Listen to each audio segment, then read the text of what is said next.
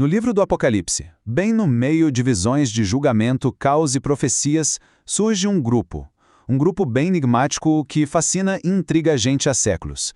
E tudo gira em torno de um número específico que virou um dos maiores debates teológicos da história. Então, bora mergulhar nisso? Pois é, 144 mil. E olha, esse não é um número qualquer não. Ele só é mencionado 2 vezes na Bíblia inteira, mas foi o suficiente para se tornar um ponto central de muita especulação, de muito debate e de várias interpretações sobre os eventos do fim dos tempos. Aí vem a grande pergunta, né? Quem são essas pessoas? Será que é um número literal, contadinho, de indivíduos específicos? Ou será que é um símbolo de algo muito, muito maior? Para a gente começar a desvendar esse mistério, a gente precisa ir direto na fonte. Nossa investigação começa lá nos capítulos 7 e 14 do Apocalipse. É só ali que encontramos as menções a esse grupo e o texto nos dá pistas que são, essenciais para a gente entender a identidade e o propósito deles. A primeira vez que os 144 mil aparecem é numa pausa bem dramática no meio do juízo divino. Anjos estão segurando os ventos da destruição e aí vem uma ordem: esperem. Antes que o julgamento continue, um grupo precisa ser marcado, selado, para receber uma proteção especial.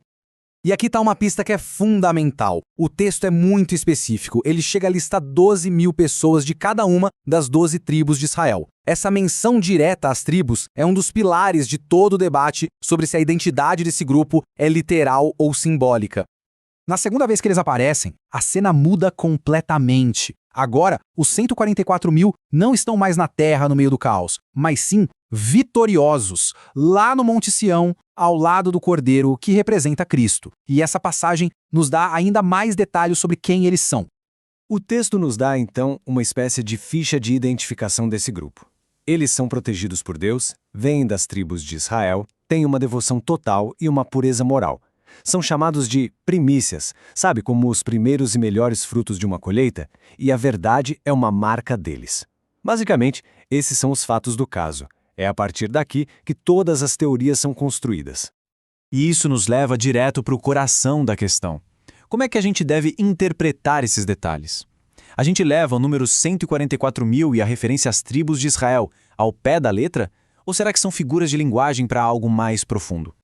Basicamente, existem 2 campos principais. A galera da visão literal argumenta que os detalhes são claros. São 144 mil judeus, ponto final. Já a visão simbólica diz que os números no Apocalipse muitas vezes têm um significado mais profundo. É quase uma matemática da fé. 12 das tribos, vezes 12 dos apóstolos, vezes 1000, que é um número de grandeza, o resultado representaria a totalidade do povo de Deus. Essa divisão entre o literal e o simbólico aparece em diferentes correntes da teologia. Vamos dar uma olhada em como cada uma delas tenta resolver esse quebra-cabeça dos 144 mil. A primeira é a visão pré-milenista, especialmente a corrente conhecida como dispensacionalismo. Essa visão acredita num retorno futuro de Cristo para reinar de verdade aqui na Terra e faz uma distinção bem clara entre os planos de Deus para Israel e os planos para a Igreja. Para os pré-milenistas, a interpretação é direta. A igreja é retirada da terra antes da grande tribulação e aí Deus volta seu foco para Israel. Os 144 mil são exatamente o que o texto diz. Judeus, 12 mil de cada tribo, que se convertem e se tornam uma força missionária poderosíssima durante aquele período final de caos. Agora, do outro lado da moeda, a gente tem a visão amilenista. Para eles, o tal do milênio não é um período futuro e literal aqui na Terra. Na verdade, é um símbolo para a era que a gente vive agora, a era da Igreja, em que Cristo já reina espiritualmente. Então, a palavra-chave aqui é simbolismo. Os 144 mil não são um grupo lá do futuro, mas sim uma representação da totalidade do povo de Deus, ou seja, a igreja aqui na Terra que está selada e protegida espiritualmente. Para os amilenistas, os 144 mil e a grande multidão de todas as nações que aparece logo depois são, na verdade, um mesmo grupo, só que visto de 2 perspectivas diferentes. Mas não para por aí. Além dessas 2 grandes escolas de pensamento, existem outras interpretações.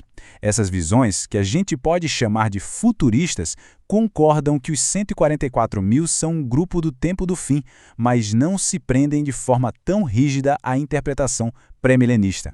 Aqui, os 144 mil são vistos como uma espécie de força de elite espiritual. Eles podem ser judeus, não judeus ou uma mistura dos 2. O foco não é tanto a etnia, mas a consagração e a pureza deles. Seria um grupo separado por Deus para uma missão supercrítica de liderança e testemunho durante o confronto final contra o mal. Olha que interessante. Mesmo com toda essa diferença sobre quem eles são, quase todas as visões concordam sobre o porquê de eles serem importantes. A presença deles no Apocalipse carrega um significado muito profundo, e é nisso que todo mundo concorda. No fim das contas, a mensagem principal parece ser esta. Não importa se é um grupo literal de judeus, a totalidade da igreja ou uma elite futura, os 144 mil mostram que Deus protege os seus, mesmo no meio do juízo. Eles representam a fidelidade máxima numa época de infidelidade total. Eles têm um propósito crucial e são a garantia, as primícias, de que a promessa final de redenção vai se cumprir por uma colheita muito maior. E aí, ficamos com a pergunta no ar, não é? Quem são eles, afinal? Um grupo específico de missionários judeus? Um símbolo para toda a igreja ao longo da história? Ou uma força especial reservada para os últimos dias? A resposta continua sendo um dos mistérios mais fascinantes da teologia. E talvez nos lembre que, no final, essa história toda fala de proteção, de propósito e da promessa infalível de Deus.